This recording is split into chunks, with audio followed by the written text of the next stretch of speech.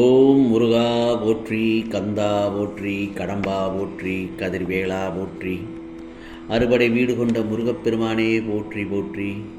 என் செல்லமே, நாளை காலை, அதாவது 2ஆம் தேதி உன் 2 விருப்பங்களில் ஒன்று நிச்சயமாக நிறைவேறும். நம்பிக்கையுடன் நான் சொல்வதை கேட்டு நிம்மதியாக இருந்தால் 2 விஷயங்களையுமே உனக்கு நிறைவேற்றி தருகிறேன். இப்பொழுது நான் சொல்வதை கேட்டுவிட்டு சந்தோஷமாக தூங்கு. உன் மனது குழப்பமாக உள்ளதா? கவலைப்படாதே. குழப்பத்தை முதலில் தூக்கி எறி.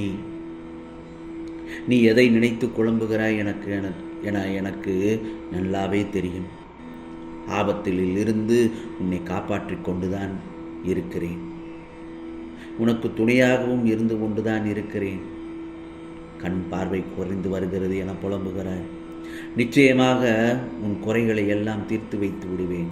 உன் முருகப்பெருமான், நீ என்னுடைய ஆலயத்திற்கு வந்து விளக்கேற்று, அல்லது விளக்கேற்ற என் ஆலயத்திற்கு முடியவில்லை என்றால் உன் வீட்டிலிருந்தே விளக்கேற்று.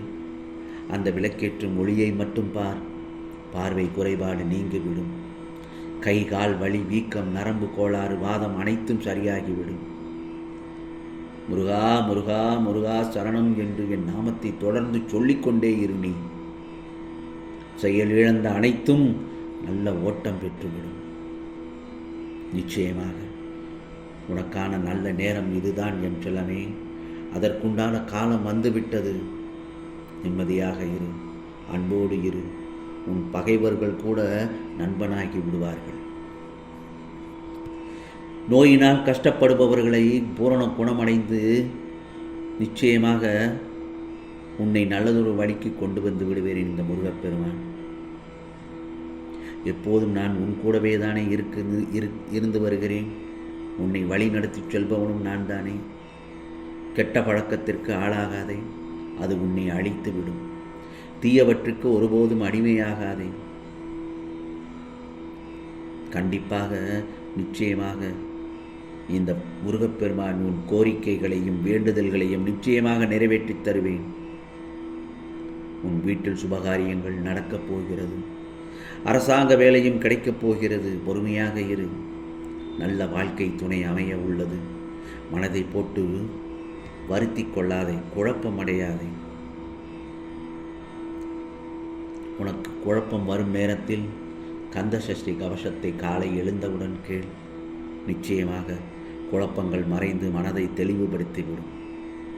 கோரிக்கைகள் அனைத்தும் ஒவ்வொன்றாக நிறைவேற்றி விடுவேன். தவிர்க்காமல் மனம் முருக கேள். உன் கண் முன்னே இந்த பழனி முருகப்பெருமான் இருப்பது போல் தோன்றும். நிச்சயமாக இன்னொன்றும் சொல்கிறேன். உன்னை எது துன்புறுத்தினாலும் கவலைப்படாமல் இரு. எந்த ஒரு கஷ்டங்கள் வந்தாலும் எதிர்த்து நின்று போராட கற்றுக்கொள். எதுவும் என்னை மீறி நடக்காது என்பதை நீ தீர்க்கமாக நம்பு. அனைத்தும் நன்மைக்கு. சகித்து கொள்ள முயற்சி செய். ஏனென்றால் எதுவும் நிரந்தரம் இல்லை. எல்லாம் ஒரு நாள் மாறும். என்னை நம்பி வந்த உன்னை எத்தனை ஜென்மம் எடுத்தாலும் உன்னை தாங்கி நிற்பேன். உனக்கு கிடைத்திருக்கும் இந்த வாழ்க்கையை எப்படி போராடி ஜெயிப்பது என்று யோசித்து,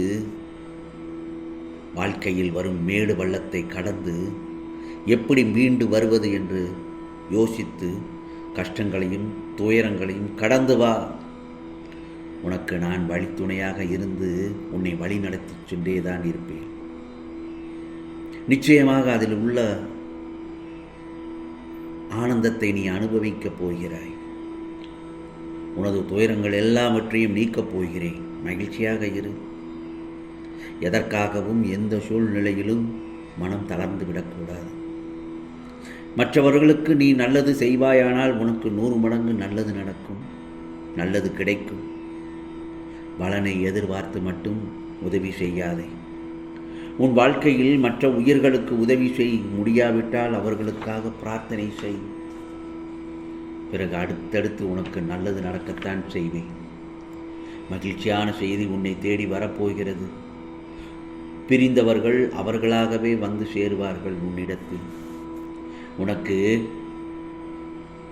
பொன்னான காலம் நெருங்க இருக்கிறது என் செல்லமே.